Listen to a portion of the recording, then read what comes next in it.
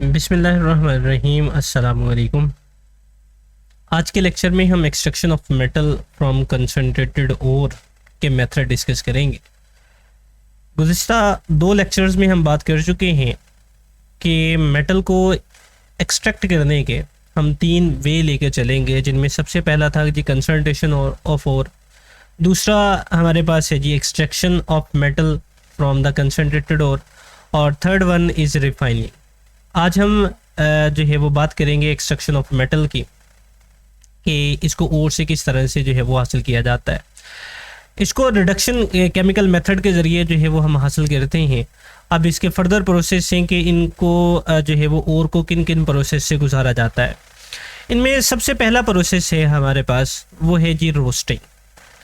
और रोस्टिंग है क्या? रोस्टिंग है कंसनट्रेटेड ओर को हाई टेम्परेचर पर गर्म करना in the presence of air. यहाँ पर साथ में इसको लिख भी लेते हैं, heating of concentrated ore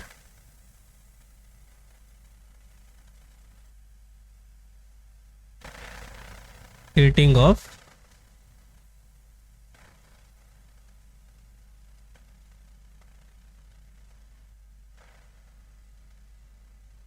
concentrated ore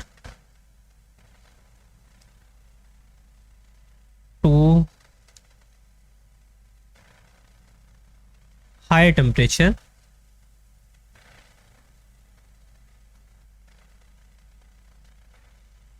in excess of air।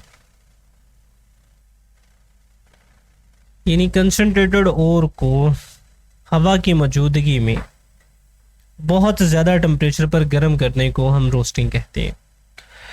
पीछे हमने एक एग्जांपल और की देखी थी, जो कि हमारे पास है जी कॉपर पाइराइट। एग्जांपल थी जी हमारे पास कॉपर पाइराइट।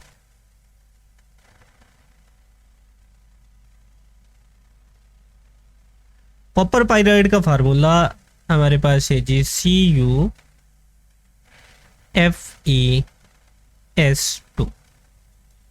अब ये वाली जो हमारे पास है कॉपर पाइराइड, इसको हम हवा की मौजूदगी में ब्लंट टेम्परेचर पर अगर गर्म करते हैं तो इसको गर्म करने से हमें क्यूप्रस सल्फाइड मिलेगा और साथ में फेरस सल्फाइड मिलेगा।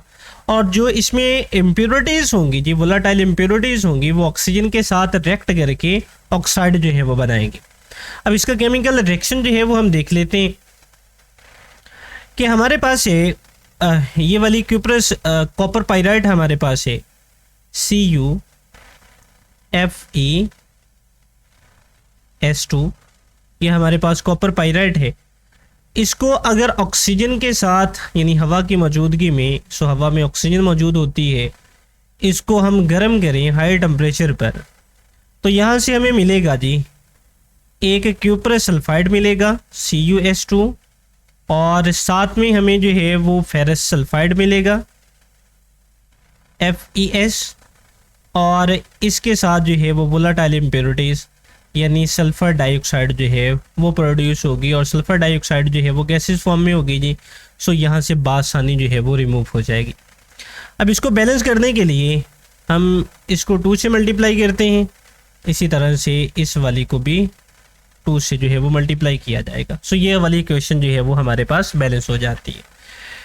ये वाला हमारे पास कौन सा है जी? इसको बोला जाता है जी क्यूप्रस सल्फाइड।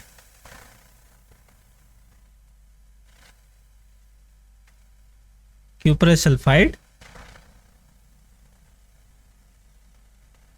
और ये हमारे पास है जी ferrous sulphide.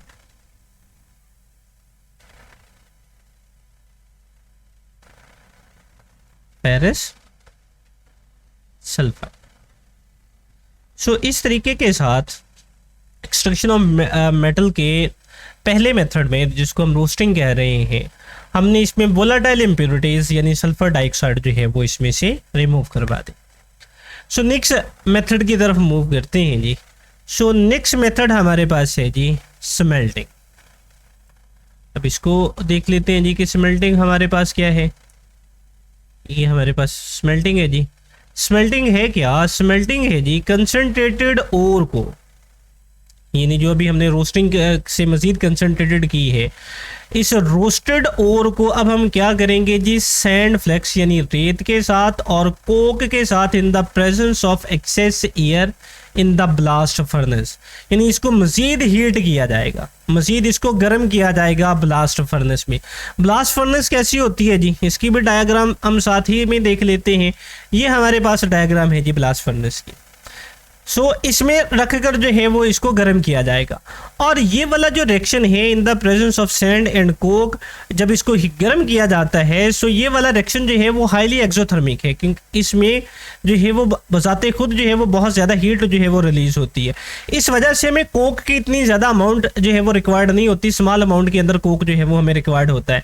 Therefore a small amount of Coke is required in this process, बहुत थोड़ी मिकदार में हमें कोक जो है वो चाहिए होगा, क्योंकि ऑलरेडी जो है वो इसमें ये वाला रिएक्शन जो है वो एक्सोथर्मिक है और हीट इसमें जो है वो प्रोड्यूस हो रही है। अब इसमें रिएक्शन कौन से होंगे, जैसे कि आप देख रहे हैं ये वाली हमारे पास जो है वो ब्लास्ट फर्नेस है, इसमें रख कर जो है वो इसको गर्म किया जा रहा है। नीचे की तरफ से जो निकल रहा है वो मेटे है, और ऊपर की तरफ से जो है वो यहाँ पर जो है वो जाकर जो जमा होगा इसको हम स्लैग बोलेंगे, इसको ऊपर से जो है वो रिमूव करवाते जाएंगे। अब स्लैग कौन सा है, मेटे कौन सा है, पहले हम केमिकल रिएक्शन की तरफ आते हैं, उसके बाद जो है वो उसकी तरफ आएंगे कि हमारे पास स्लैग कौन सी चीज़ है जी और मेटे कौन सी चीज़ है। हमने पीछे ये कहा कि हमारे पास रोस्टिंग के प्रोसेस में हमें दो चीज़ें हासिल होंगी, एक क्यूप्रस सल्फाइड और दूसरा फेरस सल्फाइड। अब फेरस सल्फाइड क्या करती है जी, फेरस सल्फाइड रिएक्ट करती है ऑक्सीजन के साथ, फेरस सल्फाइड